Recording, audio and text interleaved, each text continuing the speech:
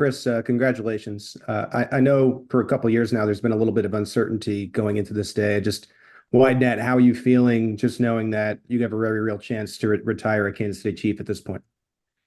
For me, that was the plan from the beginning. Since you guys drafted me, I never planned to play for another organization. Better yet, end the year with another organization after coming off of a Super Bowl win. Deep down, I felt like I was never leaving, and I'm super appreciative for the Hunt family and the Chiefs organization of making sure that I retire Chief. Let's go next to Sam McDowell. Go ahead, Sam. Hey, Chris. You kind of just touched on this a little bit, but I'm sure you're aware of just the Chiefs' track record over the past few years. I mean, you've seen a lot of teammates leave in free agency. Just wondered, first of all, your initial thoughts going into free agency, if you thought in order to get a contract like this, it might have to come elsewhere. And Brad, I'll have a follow-up if you don't mind. Deep down, I never had any plans to leave. I always figured that something can be done. It was a year process, of communicating with my team and the Chiefs and making sure that this thing get done, and a little patience on both ends. But I'm super appreciative that we finally came together and able to do something long term for the both of us. And obviously the Chiefs, based on this contract, are very confident that you're still going to be just as productive into your, age 30, 31, 32 and beyond seasons. What gives you that same confidence that you'll be able to have the same sort of production at that age? Every year I just chase greatness, I don't think they'll change, and no amount of money can change my love and passion for the game of football. No matter how successful I be, I'm always chasing greater heights. So I think the Chiefs understand and see my perspective of the game and how much I love the game of football. Let's go next to Vahe. Go ahead, Vahe. Oops. Chris, congratulations. Just wanted to ask you what the impact of your meeting with Veach the day after the Lions game might have been on, setting this all back in motion a little bit. I know that was a long time ago and sort of early in the process, but did it help that you did that? And Brad, I'll have one follow-up. I think it all played a part, missing training camp and, from the beginning of the season to the end, and then us being able to fulfill another ring with the Chiefs organization. I think that was the most important goal. And, for me, I think it was important for me to come back, and I wanted to leave a legacy in Kansas City. I think there's been the talks throughout the year, very silently, just understanding that I want to be here with this organization, and there's no other organization I would want to play for. And I know you've said it was never your intent to leave, but would you say there was a moment of your greatest doubt about whether it would work out? Did you have a time during the holdout or any other time where you sort of thought, well, I just don't think it'll work out?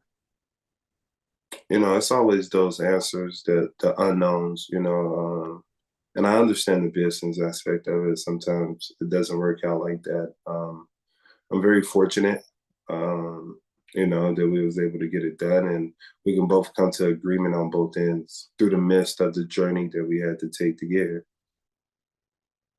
Let's go next to Adam Teicher. Go ahead, Adam. Hey, Chris, congratulations. I was just wondering, you touched on this a little bit here, but realistically, could you ever see yourself playing for the Raiders or any other team besides the Chiefs? And Brad will have a second question as well. I guess we'll never know. All right. And what you got them, you ended up getting them both. You got the contract you wanted and you got to stay with the Chiefs. But if you had to rank those two in terms of your priorities, what was the bigger goal for you in all of this? I don't say a bigger goal, because the main goal for me is always winning, putting myself in a position to win, and to do it with the team that drafted me. I think those are two biggest goals and successors you can hit within the process of free agency. Do it with a team you've been winning with, and they reward you for it. Let's go next to Matt Derrick. Go ahead, Matt. Hey, Chris, I think you kind of said that there's always doubts. What point was it for you that maybe was the toughest to get through, and was the moment that you really wondered whether this was ever going to get done? I think throughout the season you have your doubts about it because it makes you appreciate the now, the journey of now so much more when you're able to hone in on those moments and the adversity that you guys build and face along the year, and the character that's beginning to show amongst the year of the young guys, and just the growing aspect of your teammates, man. I think that's the journey right there itself. So selfishly, I'll say probably the Super Bowl, knowing that a lot of these guys that I grinded with throughout the season, that I might not get the opportunity to play with them again. So we got 4 more. We'll go right down the line, starting with Todd Lebo. Go ahead, Todd. Hey, Chris, got a couple questions for you here.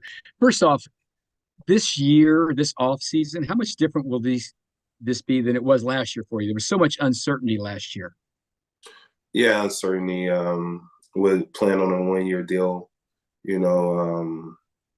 this year is a little more security and longevity within that. I think that's a plus on both sides. I think the organization know how much I love Kansas City. The fans know how much I love KC. I said it at the parade.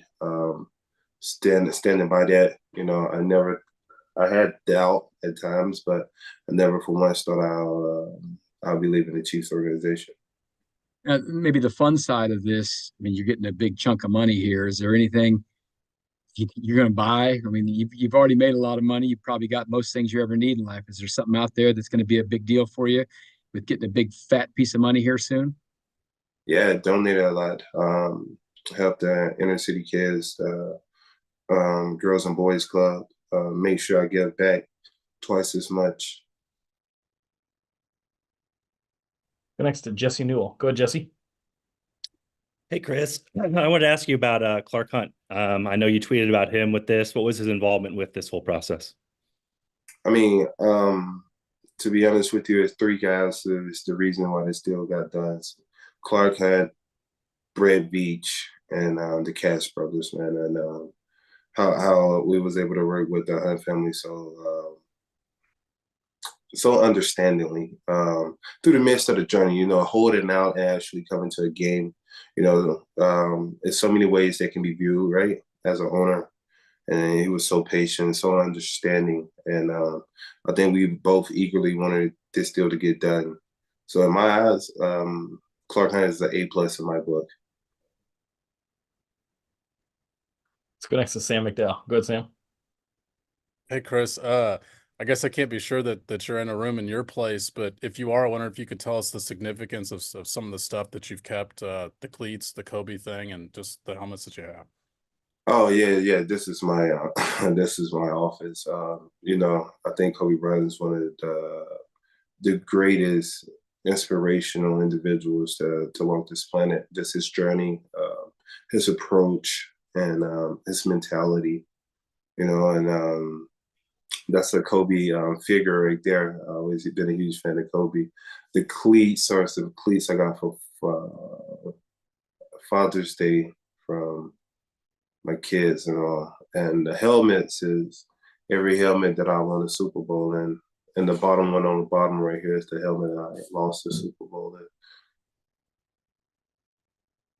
in. Oh, looks like we have one more, Chris. Sorry. Steve Walls. Go ahead, Steve. Hey, Chris, I wanted to ask you, you mentioned the Cash brothers. I want to ask you about them. Just talk about the trust you had in them to be able to help you to get this thing done. Yeah, I think it goes a lot of communication. That's the biggest key. You guys talking, communicating throughout the process, and trusting that whatever you want, the guys that work for you can get it done. And I think that was the biggest thing with me. I trusted in those guys to get it done, but we also communicated and talked about a lot, and didn't take it personal in the business aspect. Especially last year, going on a 1-year deal, it could have been so personable. and just understanding the nature of the business, in order to get things done, sometimes it take a little more time. So Chris, we appreciate you taking the time. Thanks for joining us. I thank you guys so much. Y'all have a beautiful day. We'll see you soon. Yes, sir.